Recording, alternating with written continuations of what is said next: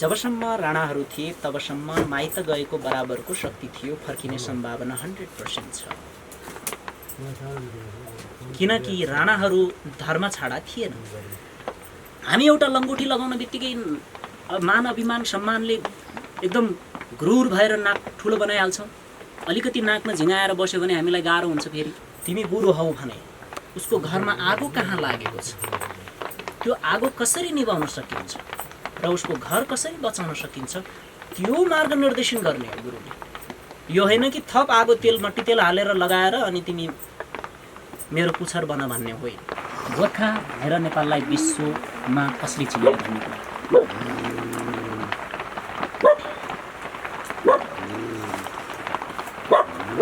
गोर्खामा जन्मेको जङ्गीले चिनाएको गोर्खा भनेर नेपाल पहिलो कुरा यो छ।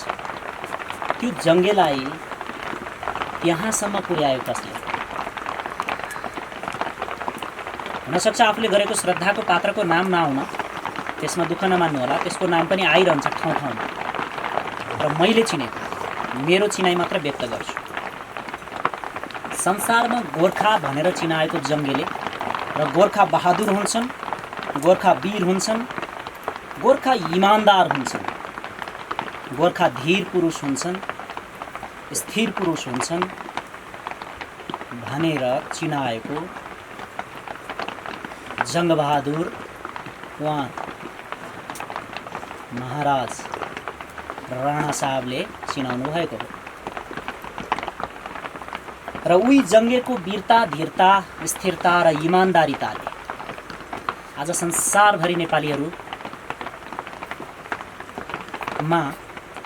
संसारभरिको श्रद्धा छ। नेपालीहरूमाथि संसारभरिको श्रद्धा र विश्वास छ भने केवल जङ्गबहादुर जस्तो इमान पुरुषले, वीर पुरुष, धीर पुरुषले बनाएको नाम हो। त जङ्गबहादुरलाई त्यत्रो इमान, त्यत्रो वीरता, धीरता, स्थिरता प्रदान गर्ने मूल शक्ति के हो?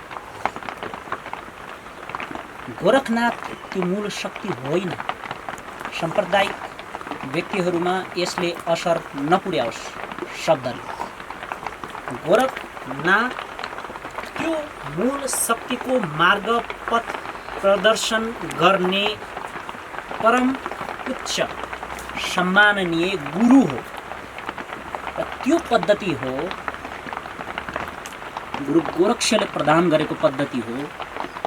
त्यो महाघोर परम्परा, मस्टोको परम्परा, कुलाचारको परम्परा, कुल धर्मको परम्परा, 9 भवानी 18 मस्टो 49 मालिनी र 50 भैरव भैरवीहरूको साधनाको पद्धतिलाई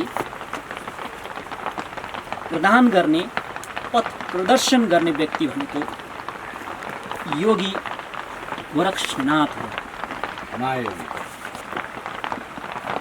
त्यसले गर्दा यो मार्गलाई विशेष गरेर प्रशस्त बनाउने काम गरेको महायोगी बाजे गुरु मच्छेन्द्रनाथले गर्नुभयो। बाजे गुरु मच्छेन्द्रनाथलाई पनि परबाजे गुरु आदिनाथले गर्नुभयो। हामी अतिवादमा फस्नु हुँदैन। नाथ सम्प्रदाय भेष 12 पन्थको सम्प्रदाय हो। हामी गोरखनाथ सम्प्रदाय भनेर अल्झिएका छौँ। अहिले नाथहरू पनि आफैमा 12 पन्थ भेष 12 पन्थको जुन दलिचा छ, त्यो 12 वटा राजाहरूको राज परिषद हो। हामी उच्च महत्त्वाकांक्षालाई लिएर आफ्नो बृहत शाखाहरूलाई काटेर आफू नाङ्गिने कोसिस नगरौँ। 12 पन्थको गोरक्ष परम्परा छ। गोरक्ष परम्परा भनेको त एउटा परम्परा। गोरक्षलाई पछिल्लो समयको सिद्ध मानेर हामीले मान्यौँ, त्यसलाई श्रद्धा गर्नु जरुरी छ, तर अति श्रद्धा होइन। यो एउटा महासङ्घ, 9 योगीको जुन महासङ्घ छ, त्यो सङ्घ अनेक समयमा आवश्यक भएर खडा भएको। त्यो नाथ सम्प्रदाय, त्यो पवित्र परम्परा, त्यो गुरु परम्परा, त्यो सशक्त परम्परा म जुन 10 महाविद्याको साधना पद्धति हुन्थ्यो त्यो 9 भवानी भनेका छौँ हामीले, जो मस्टोको बहिनी हुन्। मस्टोको बहिनी 9 भवानी, जसलाई मङ्गला, पिङ्गला, कनका, त्रिपुरा, बाला इत्यादि भन्दछ। र त्यो मूल शक्तिको बाटो देखाइदिने महायोगी गोरक्षनाथ। र त्यो मार्ग कसले सुरुवात गरे? परबाजे गुरु आदिनाथ, गुरुआमा उदयनाथ र बाजे गुरु मच्छेन्द्रनाथ र गुरुआमा मङ्गलाले निरन्तरता दिएको परम्परालाई कुनै यस्तो समयमा अझै बृहत रूपमा लैजान सफल हुनुभयो गोरखनाथ। त के हामी नाथ सम्प्रदायमा रहेको 12 पन्तलाई नबचाउने? रामनाथी छन्, धर्मनाथी छन्, सत्यनाथी छन्, अनेक छन् नि त। दलिचा भनेको राज परिषद जस्तै एउटा परिषद, जहाँ राजाहरू बसेर सभा गर्ने। त्यहाँ सिंहको सभा स्यालको भिड होइन, फेरि सिंहको सभा, सिंह नै सभापति। सिंहहरूकै भिड छ, सिंहकै सभापतित्व छ र सिंहकै सभा छ। सभा र सभापतित्व जहाँ सिंहको हुन्छ त्यो सिंह सभा। त्यो दलिचा भनेको योगी नै योगीहरूको सभा हुने एउटा महासङ्घ हो। धर्मनाथको एउटा सङ्घ छ, सत्यनाथको एउटा सङ्घ छ, लक्ष्मणनाथको एउटा सङ्घ छ, दरियानाथ पन्थको दरियानाथ योगीको एउटा पन्थ छ। यी अनेक पन्थका जो राजाहरू छन्, जो महायोगी महाराजाहरू छन्, त्यो सारा राजाहरू बसेर छलफल गर्ने र बस्ने ठाउँ भनेको के हो? दलिचा। यस 12 पन्थको दलिचा भनिन्छ। त्यसले गर्दा अझै भित्र अझै प्रष्टबाट देख्नु जरुरी छ। हामी अतिवादमा उल्झिने होइन। नाथ सम्प्रदाय भनेको के गोरक्षनाथ अथवा शैव मात्रै हो? भ्रम नपरौँ हामी, भ्रम नपरौँ। सन्तोषनाथ भगवान विष्णुको अवतार, मच्छेन्द्रनाथ पनि भगवान विष्णुको अवतार हो, गोरखनाथ पनि शिवको अवतार हो, आदिनाथ पनि शिवको अवतार हो, भगवती उदयनाथ पार्वतीको अवतार हो, सत्यनाथ ब्रह्मको अवतार हो, कन्थडनाथ गणपतिको अवतार हो। हुनसक्छ केही कुरा नमिल्ला, तर हो। चन्दनाथ चौरङ्गीनाथको अवतार हो। यसरी यो बृहत सङ्घ, समन्वयात्मक सङ्घ छ, अहिले पनि उदाहरणीय छ। क्या तपाईँ हामीमा आज पनि उदाहरणीय छ। फेरि पनि हामी अझै कुण्ठित किन हुँदैछौँ? खालि गोरखनाथ मात्र किन हुँदैन? त्यहाँ गोरखनाथ भित्रकै त्यो नाथ सम्प्रदाय भेष 12 पन्थको समन्वय गर्ने एउटा सुमधुर सूत्र तयार हुनु पर्यो कि। एउटा धागो पनि एक्लो सुतले बनेको हुँदैन, एउटा बाती पनि एक्लो सुतले बनेको हुँदैन। 5 सुते, 3 सुते, 9 सुते सुतबाट एउटा बाती बन्छ भने त्यही योगीको 9 योगीको सम्मान गर्दै अहिले पनि हाम्रो घरमा 9 सुते बाती बनाउनुहुन्छ। म हजुरले 5 सुते, 3 सुते बनाउनुहुन्छ। हरेक ठाउँमा सङ्घको सम्मान छ, तर हाम्रो खोपडीमा सङ्घको सम्मान किन छैन? अर्को कुरा, गोरखनाथले देखाएको मार्ग भनेको 9 भवानी, 18 मस्टो, 49 मालिनी, 50 भैरव भैरवीको मार्ग। त्यो मार्गमा तन्त्र योगमा पनि सावर तन्त्र, आगम निगमको तन्त्रहरू जो संसारमा तपाईँहरूले खोजेको जति पनि कुडा कपडा पनि तन्त्रकै नामले बिकिराखेका छन्, त्यो तपाईँहरूले पढिरहनु भयो होला, त्यो आफ्नो ठाउँमा छ। तर यथार्थमा बिउ के हो? यथार्थमा कुन तन्त्र हो? कस्तो तन्त्र हो? सावरमा पनि उच्च कोटिको तन्त्र के हो? परिकल्पनाको माध्यमबाट निर्माण भएका कथा कवितालाई तन्त्र योग भनिँदैन। जस्ताको तस्तै लागू हुनु पर्यो र त्यो फलदायक हुनु पर्यो। खेत जोतिन्छ, गोडिन्छ, मल हालिन्छ, उल्टिन्छ, पल्टिन्छ अनि बिउ छर्नुपर्छ। तर भुटेको बिउ छरियो भने उम्रिनेवाला छैन। भ्रम नपर्नुहोस्। नभुटेको, पाकेको, परिपक्व, पुष्ट बिउ छर्नुभयो भने खेत तुरुन्तै उम्रिन्छ, बवाल खेतीपाती हुन्छ। भरपुर खेतभरि बिरुवा हुन्छन्, उखाल्नु पनि पर्दैन, अर्को ठाउँबाट ल्याएर रोप्नु पनि पर्दैन। त्यसमा छर्ने कला चाहिन्छ। त्यस्तै भेषधार पन्थलाई बचाउनु जरुरी छ। नेपालमा कतिवटा पन्थ छन्, कहाँ छन्, कस्तो अवस्थामा छन् र यो जुन दलिचा छ पीरपाटी, आज पीरपाटीको हालत खराब छ। बसन्तपुरको पीरपाटी भनेको त विश्वको प्रमुख कार्यालय हो, अहिलेको भाषामा भन्दा हेडक्वार्टर। आज त दुर्भाग्य, मलाई एकजना योगीले भने जो गोरखनाथ सम्प्रदायमा अति श्रद्धा गर्छ, तर उनले के भने ध्यानपूर्वक सुन्नुहोस्, यो सुन्नुपर्ने शब्द छ। हेर्नुहोस्, म अब भारतमा गएर दशनाम जुनाखाडाबाट नादी पवित्री र कुण्डल लिँदैछु भने हाँसौँ कि नहाँसौँ यसमा? त्यस्तै खोज गर्दै जानुहोस्, श्रद्धालाई दृढ, परिपक्व, मजबुत बनाउँदै जानुहोस्। यस्तो होइन कि दशनाम जुनाखाडामा गएर तपाईँ नाथ बन्दै हुनुहुन्छ। गजब, दशनाम जुनाखाडामा नाथ बन्दैन, त्यस 12 पन्थमा गएर नाथ बनिन्छ। त्यो बुझ्नुपर्छ। त्यसले गर्दा पूर्ण रूपले नाथ सम्प्रदायलाई सुस्वस्थ रूपमा खडा गर्नको लागि एउटा अन्वेषण गर्नु जरुरी छ कि कुन पन्थ कहाँ कसरी बाँचेको छ। हरेक पन्थको एउटा राजा नियुक्त हुन्छ। ती राजाहरू कहाँ छन्, कस्तो अवस्थामा छन् र राजाहरूको रैती कति छन्, राजासँग सम्पत्ति कति छ, कति जमिन छन्, कति जायजात छन्, कति मठ छन्, कति दलिचा छन्, कति पार्टीहरू छन्, यी सब कुरा खोजबिन गर्नु जरुरी छ। त गोरक्षनाथ र मच्छिन्द्रनाथले देखाएको त कुल परम्परा हो नि। त्यो कुल परम्पराका हजारौं दर्शनहरू छन्।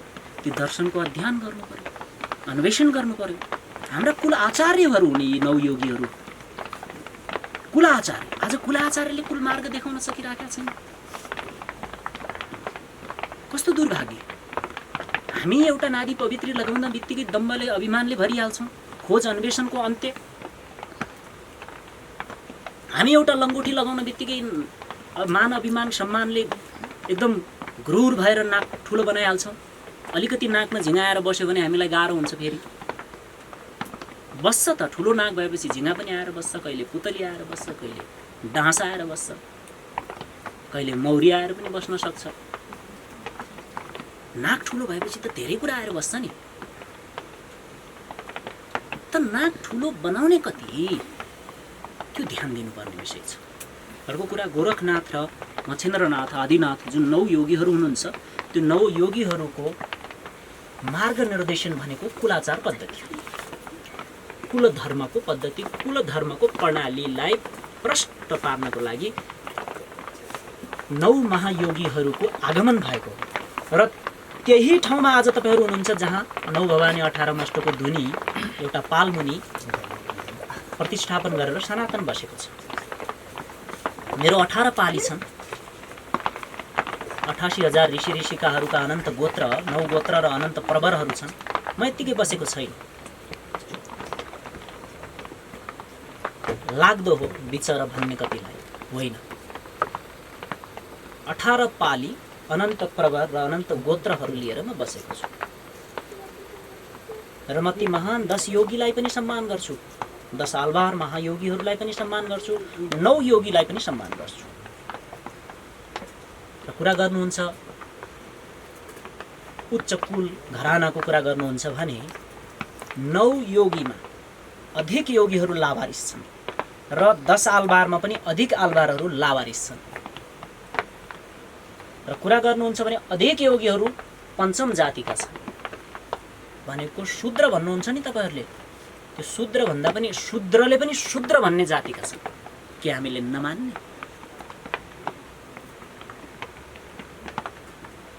त्यसले गर्दा गुरु गोरखनाथले देखाएको मार्ग त लाउनु पर्यो। त्यसैले गोरखनाथले पनि त मनोकामनालाई के भन्नुहुन्छ?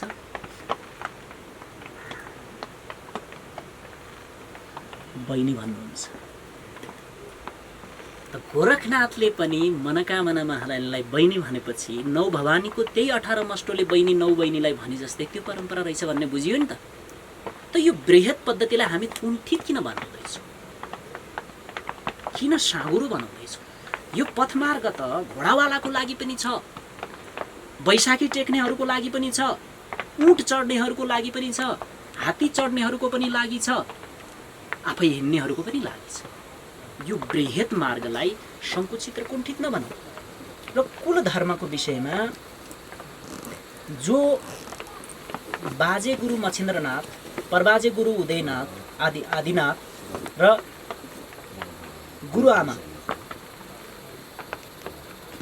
जो मङ्गला र उदयनाथ हुनुहुन्छ, उहाँहरूले प्रश्न देखाउनु भएको छ कि कुल धर्मको पथ यो हो, कुल धर्मको दिशा यो हो, कुल धर्म यस्तो हो। त को थिए त? अब मैले बताएँ गोर्खा भनेर चिनाउने एउटा गोर्खे, त्यसको नाम हो वीर नरसिंह कुँवर, बाल नरसिंह कुँवरका छोरा। मान्छेले उसको बारेमा मैले दुनियाँमा भन्दै गरेको सुन्छु, हेर्छु, कमसेकम 1-2 वर्ष खोजेर बोल भन्छु। जङ्गबहादुरको विषयमा मान्छेहरूले बोलेको म हेर्दछु, सुन्दछु, तर दुर्भाग्य हाउमा बोलिदिन्छौँ हामी। 1-2 वर्ष खोजौँ न, कहीँ कुना कन्दरामा जाउँ, के रहेछ, कति काम गरे रहेछ, लेखाजोखा गरौँ। जङ्गेको स्तम्भ यहाँ छैन होला नेपालमा, एउटा त्यहाँ एउटा कुन मैदानमा छ त्यो बाहेक। तर अनेक देशमा जङ्गेका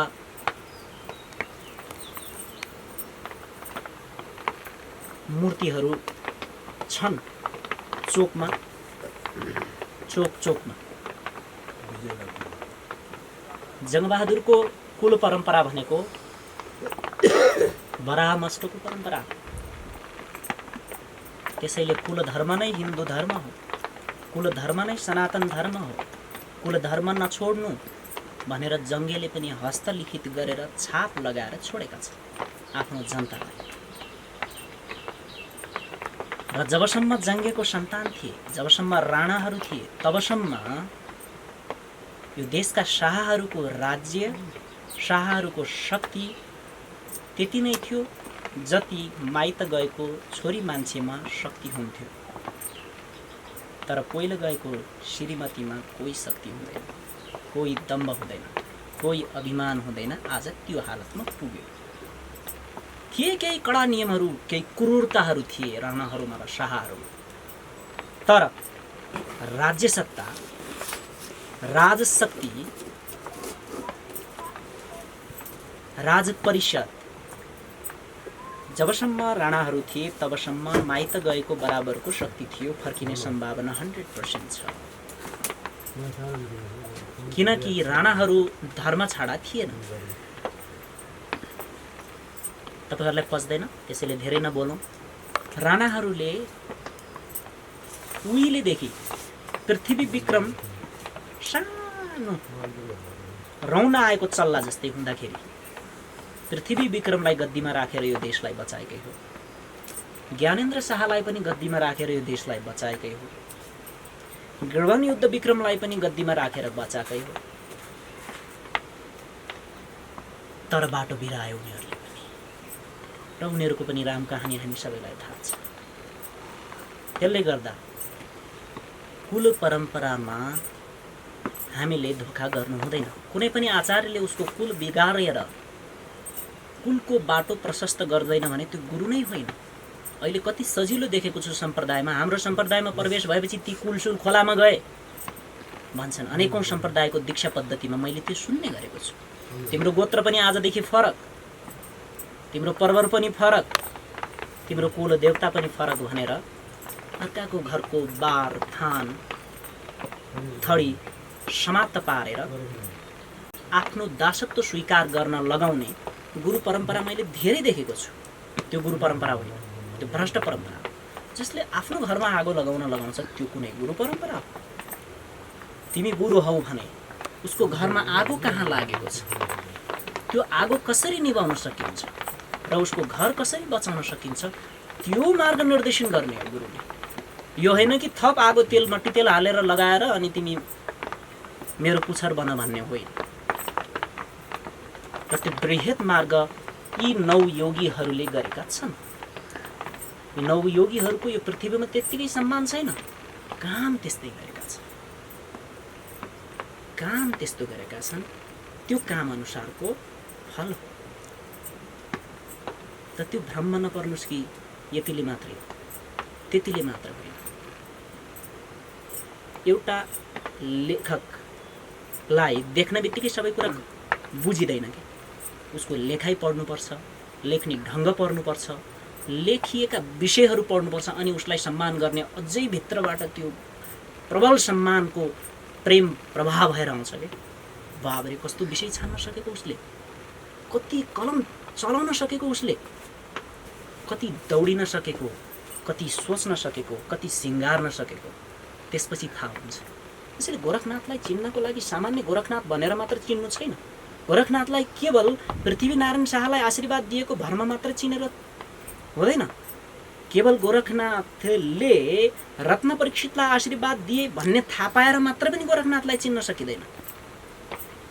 त्यसले गर्दा हजारौं दिशाबाट हेरेर गोरखनाथलाई चिन्नु। गोरखनाथ केवल गोरखनाथ मात्र होइन, उही गोरखनाथ लक्ष्मणनाथ हो, उही गोरखनाथ सत्यनाथ हो, उही गोरखनाथ मच्छिन्द्रनाथ हो, आदिनाथ हो, चन्द्रनाथ हो, अनेकनाथ हो। तो उसको सर्वव्यापकता, उसँग त पर्काय प्रवेश गर्न सक्ने सामर्थ्यता छ, उसको त कायकल्पको सामर्थ्यता छ।